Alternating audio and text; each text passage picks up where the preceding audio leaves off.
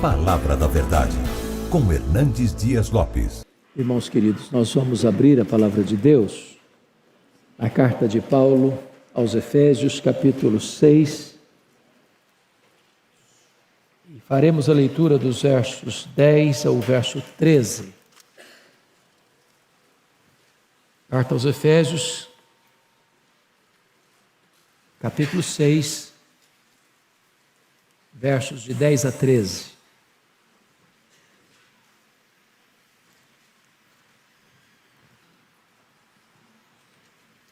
Paulo escreve assim: quanto ao mais, sede fortalecidos no Senhor e na força do seu poder, revesti-vos de toda a armadura de Deus, para poderdes ficar firmes contra as ciladas do diabo.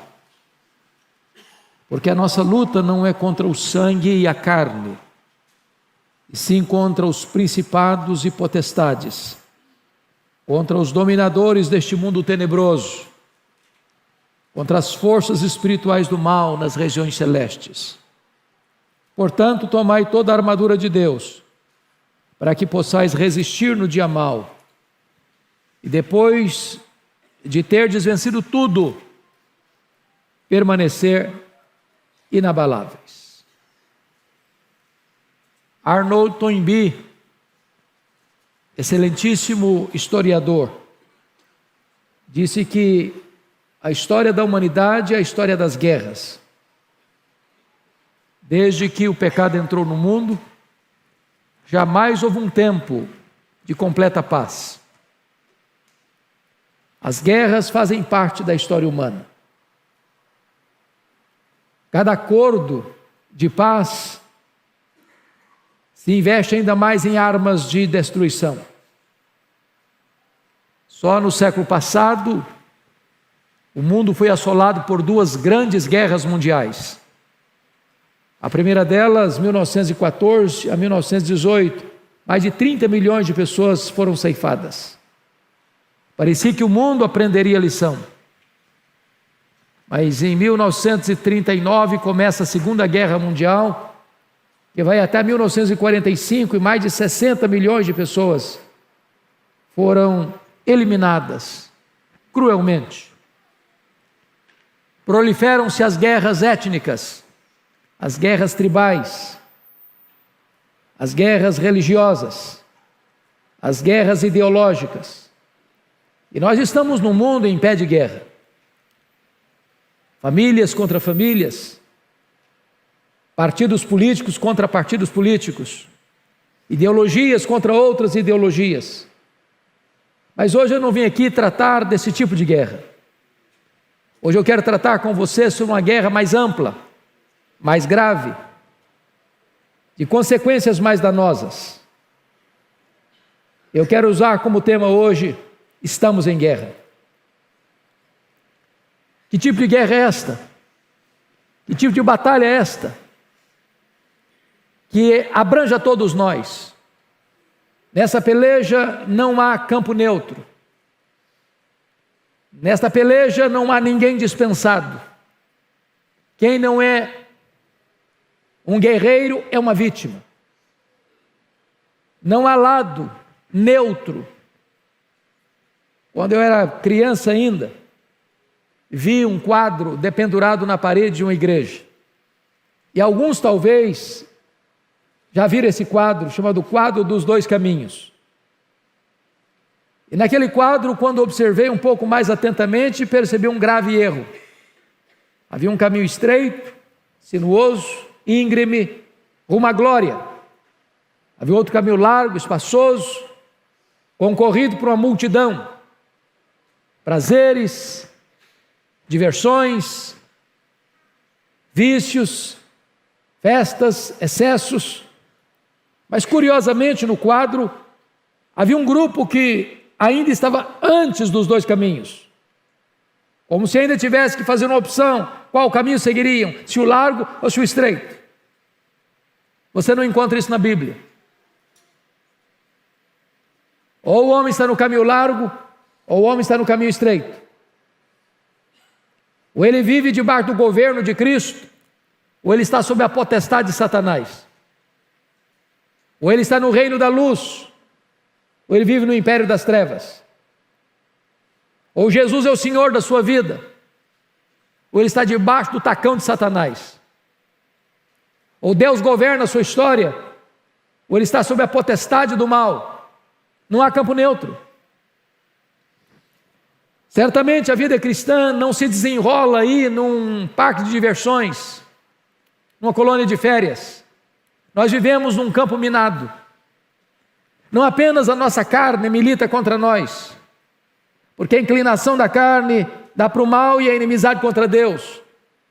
Não apenas o mundo, esse sistema posto no maligno, cujos valores são outros, diferentes dos valores do reino de Deus, distorcendo a verdade, maquiando a mentira, dourando a pílula, transformando o pecado em algo apetitoso, vantajoso, proveitoso, necessário. Mas temos ainda mais, um inimigo invisível, porém real. Um inimigo que você não pode lutar contra ele com armas carnais, mas você precisa de armas espirituais, poderosas em Deus, para destruir fortalezas e anular sofismas. Todos nós estamos nesta guerra.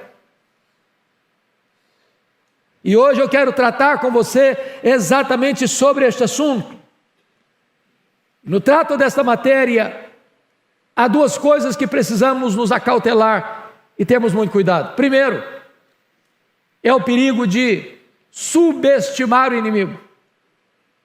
Quando se trata de guerra, não há nada mais perigoso do que você enfrentar um inimigo que você não sabe quem é, não conhece o seu poder, a sua força, a sua estratégia, as suas armas, seu perigo, suas ciladas, suas armadilhas. Há muita gente ainda hoje, irmãos, até dentro das igrejas, que acham que o diabo é um ser mítico, lendário, uma força negativa, que não oferece qualquer risco, que não oferece qualquer perigo, e subestima o inimigo. Alguns dizem que o diabo não passa de uma formiguinha inofensiva, de um leão desdentado, de uma víbora sem veneno. E o apóstolo Paulo nos exorta dizendo que nós não podemos ignorar os desígnios de Satanás. Nós não podemos entrar nessa luta de cara limpa, usando armas carnais. Mas se este é um extremo, e há um outro extremo também muito perigoso. É o perigo de superestimar este inimigo. É o perigo de transformar a vida cristã numa espécie de batalha constante, onde você se esquece de que este inimigo, embora perigoso, real, invisível, espiritual, mas esse inimigo já foi vencido. O Senhor Jesus Cristo triunfou sobre ele na cruz, já arrancou a armadura dele, já o expôs ao fracasso, à derrota, à vergonha, ao opróbrio. Portanto, se nós estivermos com Cristo, na dependência dele, revestidos com o poder do Espírito Santo de Deus, nós entramos nesta batalha vencedores, vitoriosos. Então hoje eu gostaria de olhar com vocês esse texto que acabamos de ler e extrair dele algumas lições para nós. A primeira coisa que eu chamo a atenção é a necessidade de conhecermos a natureza desse inimigo. Por favor, confira comigo o verso 12. Porque a nossa luta não é contra o sangue e a carne. E a primeira coisa que Paulo faz questão de alertar-nos é contra quem não é essa luta. Porque os grandes problemas da humanidade decorrem do fato de que nós fazemos confusão contra quem estamos lutando. Via de regra, nós pensamos que o nosso problema é o outro. Quem mora debaixo do nosso teto, ou mora ao nosso lado, ou até além fronteiras. Onde pessoas acham que precisam ferir o outro, falar mal do outro, desconstruir o outro, realizar um verdadeiro assassinato de reputação para desmantelar a vida do outro. Não é assim nos conflitos internos? Marido e mulher, pais e filhos, irmãos contra irmãos, onde a família vira um campo de guerra, onde a batalha dentro do lar está cada dia mais acesa. Uma das coisas que mais tem me chocado nesses últimos tempos é perceber o aumento explosivo de separação conjugal nesse período pós-pandemia. O conflito que se avoluma, as crises que se agigantam, as brigas que se tornaram mais intensas, e as pessoas não sabem conviver mais, não sabem superar crises mais.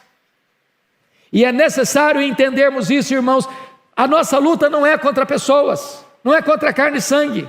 Seu problema não é a sua família, não são os colegas de trabalho, não são os concorrentes dos seus negócios, não é por aí que você vai entender essa batalha.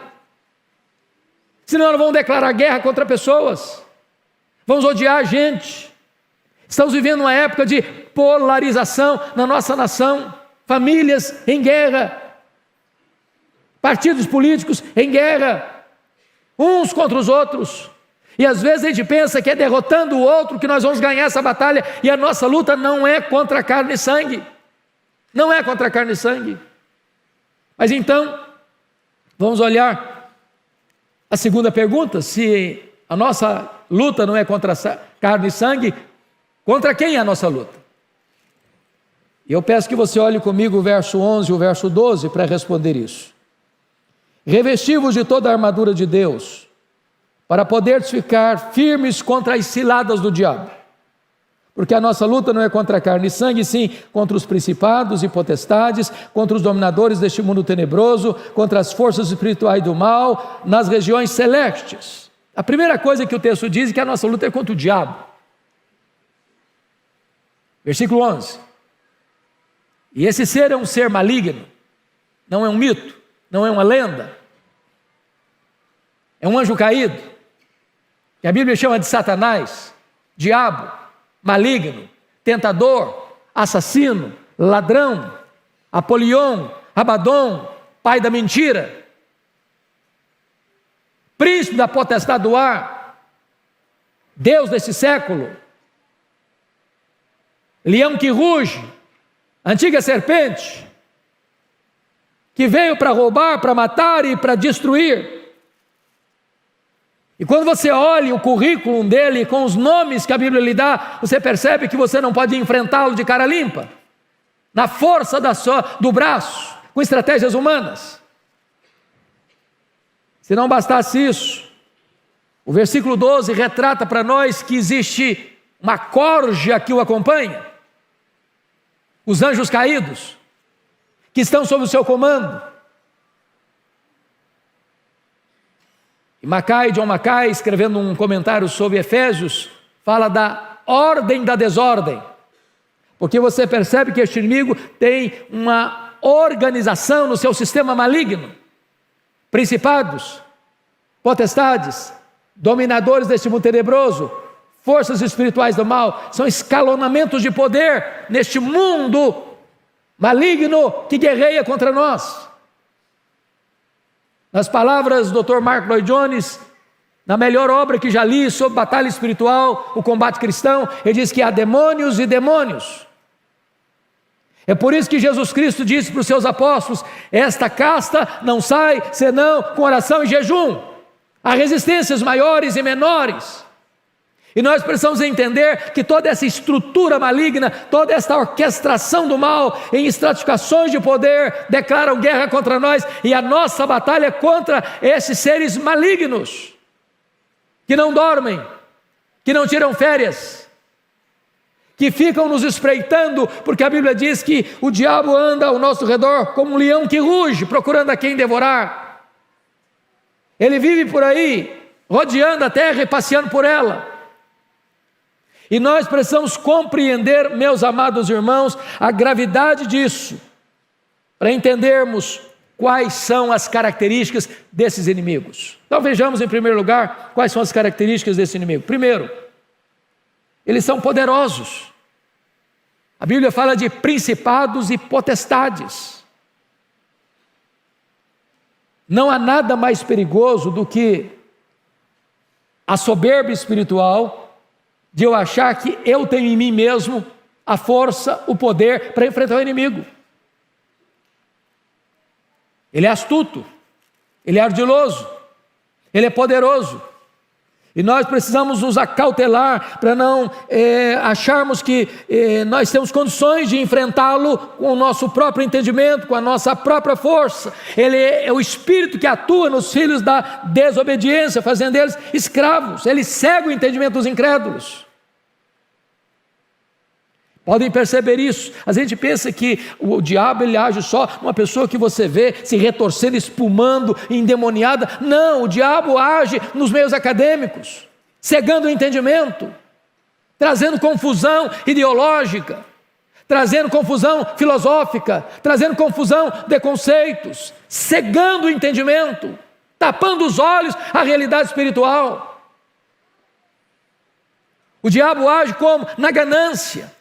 Como agiu no caso de Ananias e Safira, que foram enganados, porque eles queriam fama, e eles usaram esta questão para alcançar a fama, o dinheiro, como usou com Geazi, ou o orgulho, como usou com Uzias, ou a segurança pessoal na força do seu exército, como está lá em 1 Crônicas 21, com Davi, levando-o a fazer um censo para mostrar a grandeza do seu exército. Precisamos nos acautelar, portanto, mas mais do que isso, esses inimigos são malignos. Veja você no verso 12, são neste mundo tenebroso, forças espirituais do mal. E a nossa luta vai exatamente entrar nessa questão que ele diz aí, contra dominadores deste mundo tenebroso. E a ideia aí é de trevas espessas, lôbregas, dos porões da iniquidade, das profundezas do mal. Quanta coisa imunda, quanta coisa horrível, quanta coisa maligna você vê hoje. E quando você vai cavar lá no profundo, você vai ver a ação do inimigo neste mundo tenebroso. Guerras, assassinatos, arrombamentos, assaltos, aborto, arrombamentos tirando a vida do outro, latrocínio. Tudo isso, irmãos, existe por trás muito mais que uma mente humana. O homem é caído, é verdade. O mundo está posto maligno, é verdade. Mas por trás da carne, por trás do sistema do mundo, existe um agente do mal inspirando tudo isso. Você olha, por exemplo, a questão do cinema hoje, que é uma arte extraordinária. Quando você vê hoje o volume de filmes que tem de ocultismo, de violência extrema, ou de produtos nesta área no mundo infantil, quanto mal, quanta violência, quanta coisa horrível. Não é possível que apenas a mente humana conceba tudo isso. Existe um espírito que está agindo malignamente para mudar a cultura, para mudar tudo, para servir de prato cheio, para que as pessoas deixem a Cristo e sirvam a Satanás nesses aspectos da ação maligna. Mas mais do que isso, esses inimigos são também astutos. Olha comigo o versículo 11. Está escrito assim: revestível de toda a armadura de Deus, para poder ficar firmes contra as ciladas do diabo. A palavra cilada aqui é a palavra metodeia, de onde vem a nossa palavra métodos e estratagemas. Depois de Deus, talvez ninguém nos conheça melhor que Satanás, porque ele vive por aí, rodeando a terra e passeando por ela. Ele está de olho, está antenado. Ele está como um leão rugindo ao nosso redor, procurando alguém para devorar. E ao conhecer-nos, ele sabe o seu ponto forte, supostamente forte. Aquilo que você acha que você é forte, que pode ser o seu ponto mais fraco. Lembram de Pedro? Pedro, quando Jesus diz: olha, Pedro, Satanás requereu você para peneirar você como trigo, mas eu roguei por ti. E Jesus já havia dito para eles: olha, nesta noite todos vós os escandalizareis comigo, como está escrito, ferirei o pastor e as ovelhas ficarão dispersas. E Pedro: não, Senhor, a corda não rói do meu lado. Eu sou um homem forte. Eu tenho confiança em mim mesmo. Ele que todos te abandonem, eu jamais. Por ti darei minha vida, irei contigo para a prisão e para a morte. E Pedro, nesse momento, ele pensa que ele é forte, ou até pensa que ele é melhor que os outros. E aí estava a fraqueza dele. Por isso a Bíblia diz: aquele que pensa está em pé, veja que não caia, não confie em você, não confie no seu conhecimento, não confie na sua cultura, não confie na sua riqueza, não confie na sua saúde, não confie no seu potencial. Saiba disso, você depende da graça de Deus para ficar de pé. Mas, amados, o inimigo também conhece o nosso chamado ponto fraco. Todos nós temos um calcanhar de Aquiles. Nem todos são tentados na mesma proporção, com as mesmas coisas. Um é tentado na área do sexo, outro é tentado na área do dinheiro, outro é tentado na área da vaidade, da soberba, da arrogância. E ele conhece essas coisas, e ele patrocina o ambiente para que você pise numa casca de banana e caia. Então vigie. Ele tem muitas ciladas. Foi assim que a Bíblia diz com Jesus Cristo. Ele tentou Jesus 40 dias no deserto. 40 dias.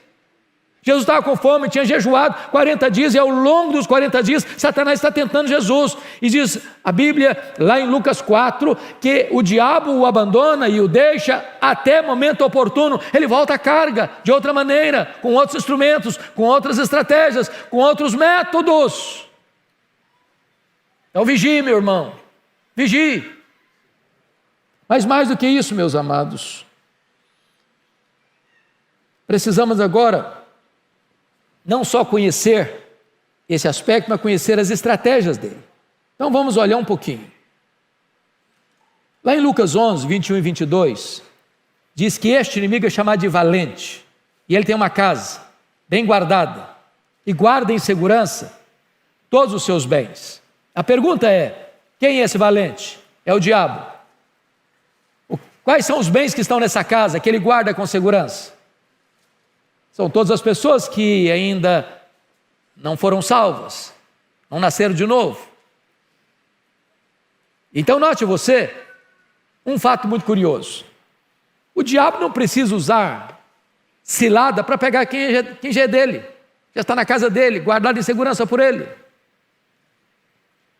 Então quando você para pensar nisso, você pensa numa linguagem de guerra, você acha que o diabo vai escalar os seus demônios mais perigosos no campo de futebol ou dentro da igreja? Onde você acha que ele vai tentar com mais sutileza? É numa boate? Ou numa reunião de oração? Aqueles que ainda não nasceram de novo estão na casa do valente, guardados em segurança por ele, no império das trevas, debaixo da potestade de Satanás. Então nós precisamos nos acordar para o fato da grande batalha que nós estamos vivendo.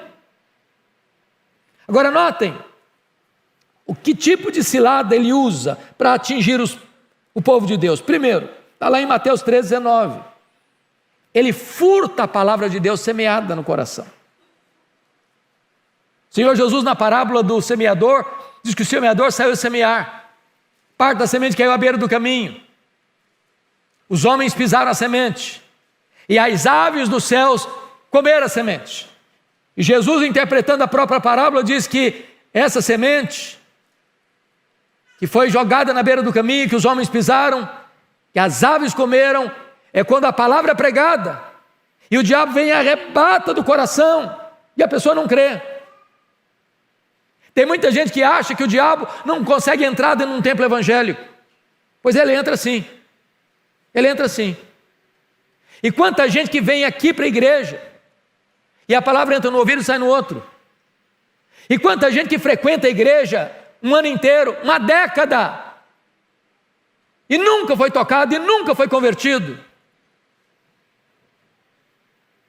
Vem o diabo e arrebata a palavra. É por isso, irmãos, que culto é um momento de luta espiritual. Nós deveríamos orar mais, e depender mais de Deus. Porque se Deus não aplicar a palavra, você entra e sai do mesmo jeito, ou até pior.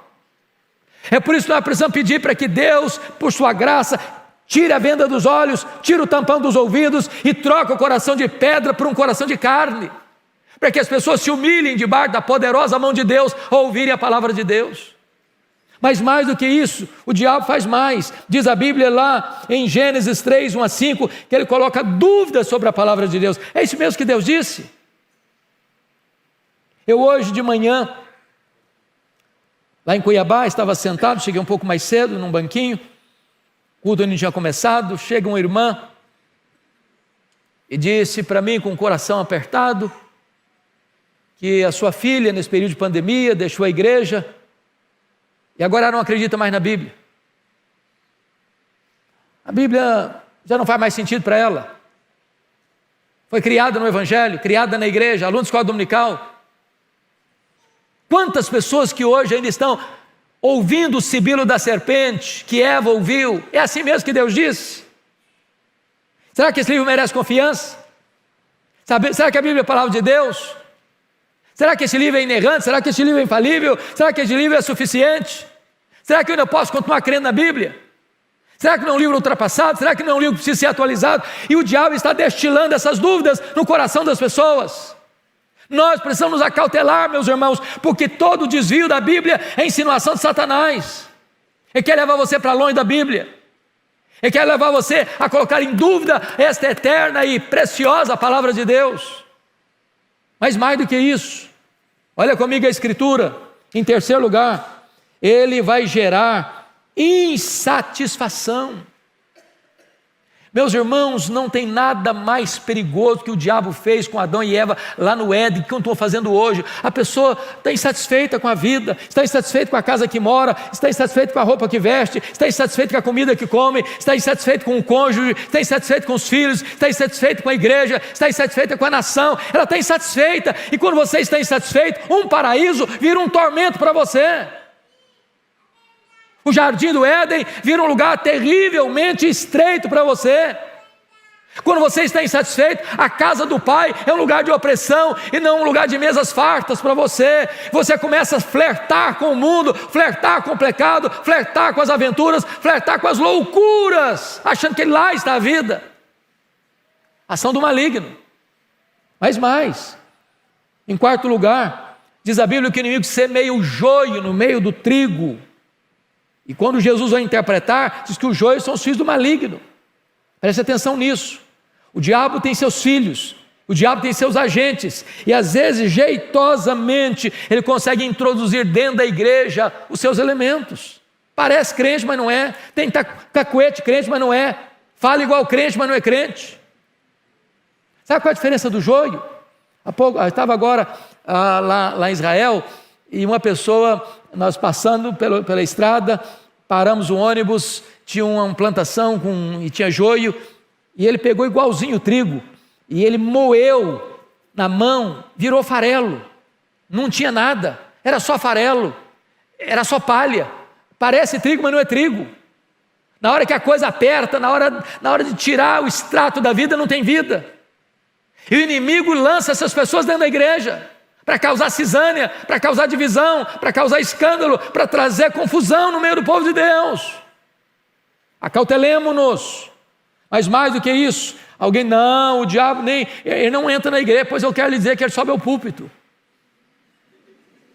Sobe ao púlpito.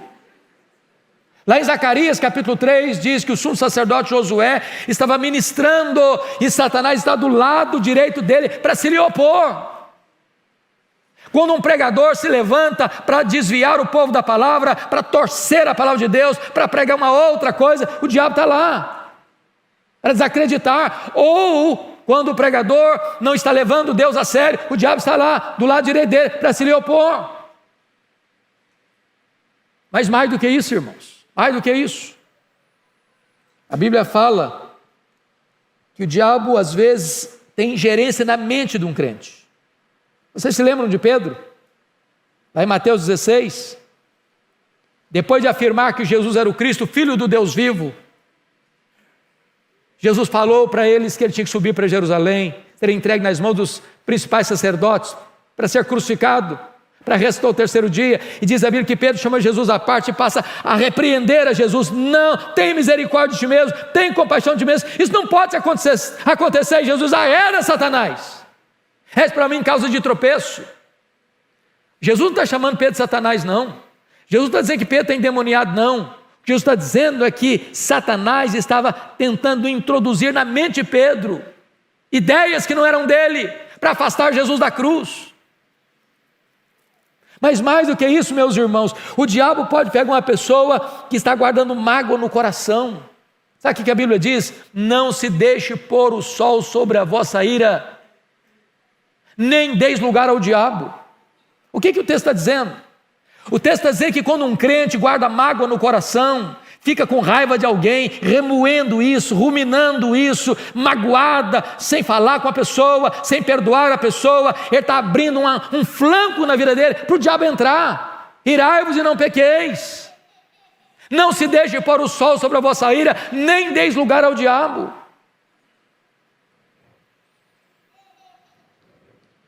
Pois bem, a Bíblia diz que o diabo até se transfigura em anjo de luz. Ele resiste à oração, como resistiu à oração de Daniel. Ele resiste ao avanço da obra missionária, como Paulo testemunha lá em 1 Tessalonicenses 2,18. Ele engana por falsos milagres. Está lá escrito na Bíblia. Em 2 Tessalonicenses 2,9, engana através de falsos milagres. 2 Tessalonicenses 2,9. Tem muito milagre aí, meu irmão, que as pessoas estão aplaudindo e é o diabo que está realizando para enganar as pessoas, para levar as pessoas para longe de Deus. Mais do que isso, o diabo, diz a Bíblia, ele cria falsas doutrinas, espíritos malignos que induzem a falsas doutrinas. E nós precisamos estar atentos a tudo isso, meus irmãos, para não sermos um joguete nas mãos desse inimigo nessa guerra espiritual. Mas eu quero concluir dizendo para vocês que esse inimigo tem duas estratégias que ele usa aqui no texto. A primeira delas é o que nós poderíamos chamar, no versículo 13, de pressão. Portanto, tomai toda a armadura de Deus para que possais resistir no dia mau. Quando o texto diz dia mau, ele está querendo dizer que nem todos os dias são dias maus. Ele está fazendo um contraste. E o que seria um dia mau? Se você pensar em batalha, um general que está comandando um pilotão de guerra, nem sempre ela ataca. Há momento que recuar é estratégico, que refazer a estratégia é necessário, que não dar informação de tudo que se vai acontecer na guerra é fundamental para ganhar. Então tem hora que parece que você está com trégua, a vida está boa demais, só tem alegrias, só tem sucesso, só tem conquista. E aí quando as bênçãos vêm em catadupas, em cachoeiras, você põe, a minha vida está boa demais, para que orar? Não vou mais orar não, hein? Para que ler a Bíblia? Estou ganhando muito dinheiro, tem saúde na minha casa, estou indo de vento em popa. E a pessoa começa a esquecer de Deus. E de repente, vem um ataque frontal, inesperado, repentino, e a sua vida parece que entra num turbilhão de angústia e de dor. É o dia mau. Quando o inimigo, que age de maneira tão sutil e invisível, dá uma ordem lá, chumbo grosso no fulano. Parece que você já acorda atordoado. Nesse dia o carro bate, nesse dia você briga com a esposa, até você chuta o cachorro. A sua vida parece que está de ponta cabeça. É o dia mau. E se você não tiver discernimento, você vai brigar com a sua mulher, você vai brigar com o seu marido, você vai brigar com seus filhos, você vai brigar com o seu vizinho, você vai brigar com o seu irmão na igreja, você vai achar tudo ruim. Dia mau, é pressão. Mas notem comigo ainda outra estratégia no verso 13. Por favor, confira aí. Portanto, tomai toda a armadura de Deus, para que possais resistir no dia mau, e depois de teres vencido tudo, aí tire férias. É isso daí? Não. Permanecer inabaláveis. Me permita dizer isso, irmãos, não tem hora mais perigosa para você e para mim do que depois de uma grande vitória. A tendência é arriar as armas, afrouxar o cinto e descansar. Depois de uma luta, vencida, fique firme, porque outras virão. Outras virão. Perseverança. Mas eu quero concluir mostrando para você, à luz do texto, quais são as armas que nós precisamos usar para vencer essa luta. Em primeiro lugar, no versículo 10 está escrito algo sublime: quanto ao mais sede fortalecidos no Senhor e na força do seu poder. Você e eu precisamos do poder de Deus, do poder que vem do trono de Deus, do braço do Onipotente. Você e eu precisamos ficar bem guardados debaixo das asas do Deus Todo-Poderoso.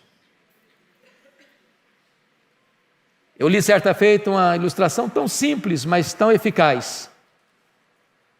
Uma sala de escola dominical, uma criança foi perguntada: o que é que você vai fazer se o diabo bater a porta da sua casa? Você vai abrir? A menina respondeu: se eu for à porta e eu ver que é o diabo que está lá, vou abrir não, vou chamar Jesus para atendê-lo. Você não tem força, nem eu. Nós precisamos da força que vem do alto, sermos capacitados com o poder de Deus. Segunda coisa, amados, confira comigo, versículo 11: revesti-vos de toda a armadura de Deus. Toda a armadura de Deus. Tem peça para a cabeça, tem peça para o seu peito, tem peça para o seu braço, tem peça para os seus pés. O seu corpo precisa estar coberto. Mas é curioso que não tem peça para as suas costas. Você precisa vigiar. Vigiar, olhos atentos. Então, toda a armadura de Deus. Não entre nessa guerra de cara limpa, não. Nós não podemos ignorar o inimigo. Nós precisamos tomar toda a armadura de Deus. E preste atenção nisso. O inimigo já não tem mais armadura. A palavra armadura, panóplia no grego, diz que o mais valente do que o valente chega lá na casa dele, tira a armadura dele, prende-o e lhe divide os despojos. Em outras palavras, Jesus já entrou na casa do valente, Jesus já tirou a armadura do valente, Jesus já amarrou o valente, e Jesus tirou você e a mim da casa do valente, e hoje nós somos livres. Hoje nós somos tirados do império das trevas para o reino da luz. Hoje nós pertencemos ao reino de Cristo. Hoje nós somos filhos de Deus. Hoje nós estamos libertos e hoje nós estamos cobertos pelo sangue do Cordeiro. Louvado seja Deus! E o inimigo não tem armadura, mas você e eu podemos ser tomados e revestidos de toda a armadura de Deus. Que o Senhor então nos ajude e nos fortaleça. Me permita ilustrar isso. Quando eu estive visitando com um grupo de irmãos aqui do Brasil, a missão Quassis Abantu, onde aconteceu um grande avivamento na África do Sul. Aquele avivamento começa com uma história muito curiosa, com o pastor Earl Stigin. Ele pregava lá já há 12 anos, ele armava uma tenda e pregava para os Zulus, uma tribo animista, feiticeira, extremamente brava. Para você ter uma ideia, quando dois Zulus entravam em conflito, em guerra pessoal, em briga pessoal, um tinha que matar o outro. E ao matar o outro, tinha que abrir o ventre, pegar o fígado e chupar o sangue, para dizer que ele era homem, bravo, guerreiro. Resultados pífios, 12 anos. Até o dia que o pastor Erlo estava pregando e entra uma mulher, se assenta no último banco. E terminado o culto, o pastor vai conversar com ela, e ela pergunta assim: pastor, o senhor pregou hoje que o seu Deus tem todo o poder, é isso mesmo? É isso mesmo que eu preguei. Falei: então eu preciso do seu Deus, porque tem uma filha endemoniada lá em casa, amarrada num tronco, com correntes, com um bicho. Então vai lá na minha casa para minha filha ser liberta. O pastor Erlo disse que naquele dia ele sentiu um calafrio na espinha. Disse, meu Deus, se não funcionar, o que é que eu vou fazer? Quando ele chegou, o quadro era muito pior. A moça estava igual uma fera selvagem, ensanguentada, furiosa. Ele tentou expulsar os demônios daquela moça, não conseguiu. Ele chamou os missionários da região, não conseguiram. Amarraram a moça, levaram-na para uma fazenda. Ela quebrou tudo por lá e tiveram que devolvê-la no estado pior. E o pastor Erlo tomou a decisão, eu vou embora daqui. Eu não tenho mais autoridade para pregar aqui. Estou desacreditado aqui. Quando ele estava arrumando as malas para ir embora, Deus falou ao coração dele, você não tem que ir embora, você tem que buscar poder. Ele parou tudo que estava fazendo, chamou os missionários, eles começaram a buscar a Deus, a acertar a vida com Deus, e Deus foi trazendo sobre eles convicção de pecado, meses e meses de choro, de lágrimas, de arrependimento. Os últimos 3 meses, eles se reuniram 3 vezes por dia, e eles só conseguiam chorar. Ao final desse tempo, numa manhã, o Espírito Santo foi derramado sobre eles. A primeira coisa que fizeram foi na casa daquela mulher, e na autoridade do nome de Jesus, libertar aquela moça. A segunda coisa é que os feiticeiros iam chorando, correndo de todos os cantos, de todos os lados, para confessar os seus pecados e acertar a vida com Deus. Quando os missionários acordavam, tinha 5, 10, 15, 20 pessoas na porta de cada um, com pressa para acertar a vida com Deus. E eu vi com os meus olhos ali, coisas extraordinárias acontecendo. Primeiro, um templo construído para 15 mil pessoas numa fazenda. E multidões vindo de todos os cantos do mundo para ver o que Deus estava fazendo ali. Cegos viram, coxos andaram, mortos ressuscitaram. Multidões se converteram. O Deus de Erle Stigen é o Deus dessa igreja. O Deus que fez, é o Deus que faz, é o Deus que fará. O nosso glorioso Redentor já venceu na cruz. E se nós estamos nele, nós somos mais do que vencedores. Nós não temos que ter medo do diabo. A Bíblia diz que nós devemos nos submeter a Deus e resistir ao diabo, e ele fugirá de nós. Que Deus nos ajude, que Deus nos abençoe, que Deus nos fortaleça com o seu poder, que Deus nos cubra com a sua armadura, que nós sejamos um povo mais do que vencedor em Cristo Jesus, nosso Senhor.